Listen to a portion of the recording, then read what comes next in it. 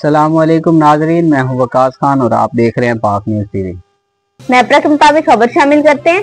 नेपरा ने सेमाई एडजस्टमेंट के तहत मुल्क भर के लिए 3 यूनिट बिजली 3 माह के लिए ₹1.89 सस्ती कर दी। 3 मार्च तक हर महीने ₹1.89 फी यूनिट का रिलीफ मिलेगा।